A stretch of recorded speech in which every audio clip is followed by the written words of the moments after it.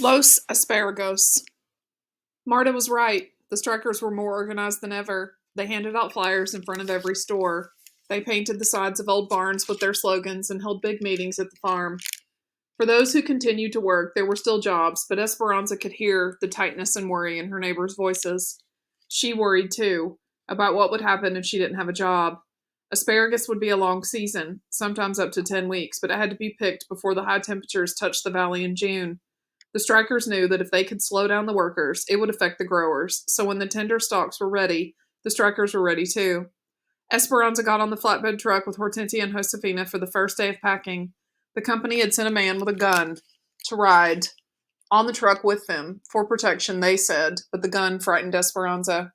When they arrived at the sheds, a crowd of women erupted into shouting and booing. They carried signs that said, Huelga, strike.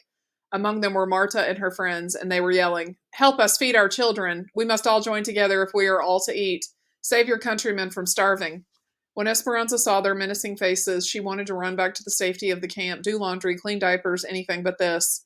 She wanted to tell them that her mother was sick, that she had to pay the bills. She wanted to explain to them about Abuelita and how she had to find a way to get some money to her so she could travel. Then maybe they'd understand why she needed her job. She wanted to tell them that she did not want anyone's children to starve, but she knew it would not matter. The strikers only listened if you agreed with them. She reached for Hortensia's hand and pulled her close. Josefina marched toward the shed, looking straight ahead. Hortensia and Esperanza stayed close behind, never letting go of each other. One of the women from their camp called out, We make less money packing asparagus than you do when you pick cotton. Leave us alone. Our children are hungry too. When the guard wasn't looking, one of the strikers picked up a rock and threw it at the woman, barely missing her head, and the workers all hurried toward the shed. The strikers stayed near the road, but Esperanza's heart was still beating wildly as she and the women took their places to pack the asparagus. All day, she sorted and bundled their delicate spears. She heard their chanting and their threats. That night at dinner, Alfonso and Juan told how they had the same problems in the fields. Strikers waited for them, and they had to cross picket lines to get to work. Once in the fields, they were safe, protected by guards the company had sent. But the lugs of asparagus that were sent back to the sheds had to be taken across the picket lines, and the strikers often slipped surprises beneath the harvest. The strike continued for days. One afternoon, as Josefina took a handful of asparagus from a crate, a large rat jumped out at her. A few days later, Esperanza heard a terrible scream from one of the women, and several writhing gopher snakes slithered out of a crate. They found razor blades and shards of glass in the field bins, and the women, usually efficient and quick to unpack the asparagus, slowed down and were hesitant to grab the vegetables from their boxes. When several of them heard a rattling from beneath a pile of stalks, the supervisors took the entire crate out to the yard, dumped it, and found an angry rattlesnake inside. It was a miracle that no one was bitten by that snake, said Hortensia that night at dinner. They were all gathered in one cabin, eating caldo de albondigas, meatball soup. Did you see it? Asked Isabel. Yes, said Esperanza. We all saw it. It was frightening, but the supervisor cut its head off with the hoe. Isabel cringed. Can't they do anything to the strikers? Asked Hortensia. It's a free country, said Miguel.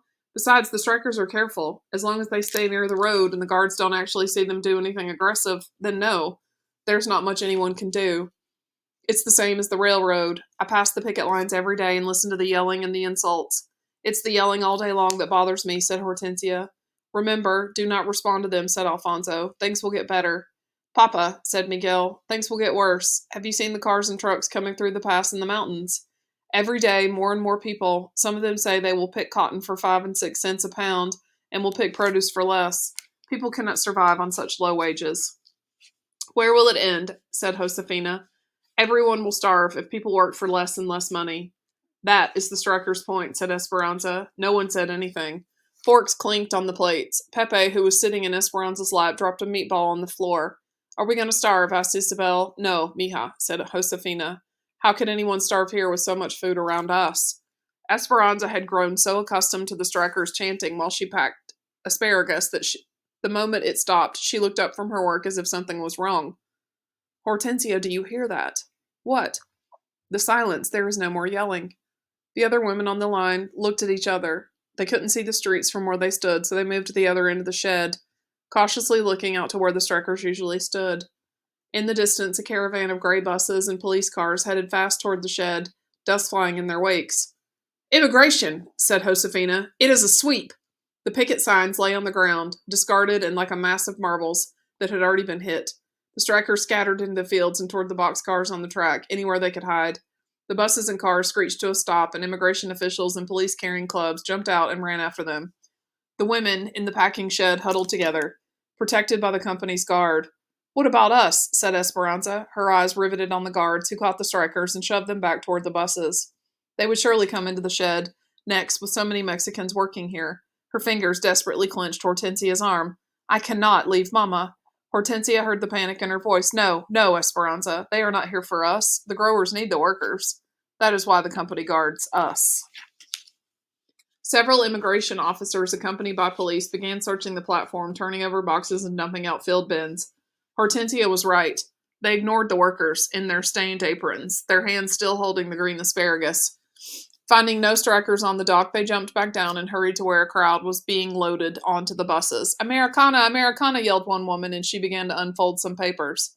One of the officials took the papers from her hand and tore them into pieces. "Get on the bus," he ordered. "What will they do with them?" asked Esperanza. "They will take them to Los Angeles and put them on the train to El Paso, Texas, and then to Mexico," said Josefina. "But some of them are citizens," said Esperanza. "It doesn't matter. They are causing problems for the government. They are talking about forming a farm workers union, and the government and the growers don't like that."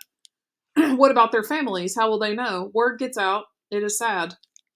They leave the buses parked at the station until late at night, with those captured on board. Families don't want to be separated from their loved ones and usually go with them. That is the idea. They call it a voluntary deportation, but it is not much of a choice. Two immigration officials positioned themselves in front of the shed. The others left on the buses. Esperanza and the other women watched the despondent faces in the windows disappear. Slowly, the women reassembled on the line and began to pack again. It had all lasted only a few minutes. "What happens now?" asked Esperanza. "La Migra will keep their eyes open for any strikers that might be back," said Josefina, nodding toward the two men stationed nearby. "And we go back to work and feel thankful it is not us on that bus." Esperanza took a deep breath and went back to her spot. She was relieved, but still imagined the anguish of the strikers. Troubled thoughts stayed in her mind. Something seemed very wrong about sending people away from their own, free country because they had spoken their minds. She noticed she needed more bands to wrap around the asparagus bundles and walked to the back of the dock to get them. Within a maze of tall crates, she searched for thick rubber bands. Some of the boxes had been tossed over by the immigration officials, and, as she bent down to set one straight, she sucked in her breath, startled by what was in front of her. Marta was huddled in the corner, holding her finger to her lips, her eyes begging for help. She whispered, "Please, Esperanza, don't tell. I can't get caught. I must take care of my mother." Esperanza stood frozen for a moment, remembering Marta's meanness the first day in the truck. If she helped her and someone found out, Esperanza would be the next on the bus herself. She couldn't risk it and started to say no, but then she thought about Marta and her mother holding hands and couldn't imagine them being separated from each other. And besides, they were both citizens. They had every right to be here. She turned around and headed back to where the others were working. No one paid any attention to her. They were all busy talking about the sweep. She picked up a bundle of asparagus, several burlap sacks from a stack, and a dirty apron that someone had left on a hook. She quietly wandered back to Marta's hiding place. "La Migra is still out front," she said in a hushed voice. "They will probably leave in an hour when the shed closes." She handed the apron and the asparagus to Marta. "When you leave, put on the apron and carry the asparagus so you'll look like a worker, just in case anyone stops you." "Gracias," whispered Marta. "I'm sorry I misjudged you." "Shh," said Esperanza, repositioning the crates and draping the burlap sacks across their tops so Marta couldn't be seen. "Esperanza," called Josefina, "where are you? We need the rubber bands." Esperanza stuck her head around the corner and saw Josefina with her hands on her hips waiting. "Coming," she called. She grabbed a bundle of bands and went back to work as if nothing had happened. Esperanza lay in bed that night and listened to the others in the front room talk about the sweeps and the deportations. "They went to every major grower and put hundreds of strikers on the buses," said Juan. "Some say they did it to create more jobs for those coming from the east," said Josefina. "We are lucky the company needs us right now. If they didn't, we could be next." "We have been loyal to the company, and the company will be loyal to us," said Alfonso. "I'm just glad it's over," said Hortensia. "It is not over," said Miguel. "In time, they will be back, especially if they have families here. They will reorganize, and they will be stronger. There will come a time when we'll have to decide all over again whether to join them or not." Esperanza tried to go to sleep, but the days spun in her mind. She was glad she had kept working and thankful that her camp had voted not to strike, but she knew that under different circumstances it could have been her on that bus. And then, what would Mama have done? Her thoughts jumped back and forth. Some of those people did not deserve their fate today. How was it the United States could send people to Mexico who had never even lived there? She couldn't stop thinking about Marta. It didn't matter if Esperanza agreed with her, cause or not. No one should have to be separated from her family. Had Marta made her way back to the Strikers' farm without getting caught? Had she found her mother? For some reason, Esperanza had to know. The next morning, she begged Miguel to drive by the farm. The field was still surrounded by the chain-link fence, but no one was protecting the entrance. This time, all the evidence of the people she had seen before was there, but not one person was to be seen. Laundry waved on the clothesline. Plates with rice and beans sat on crates and swarmed with busy flies. Shoes were lined up in front of tents as if waiting for someone to step into them. The breeze picked up loose newspapers and floated them across the field. It was quiet and desolate, except for the goat, still tied to the tree, bleeding for freedom. Immigration has been here too, said Miguel.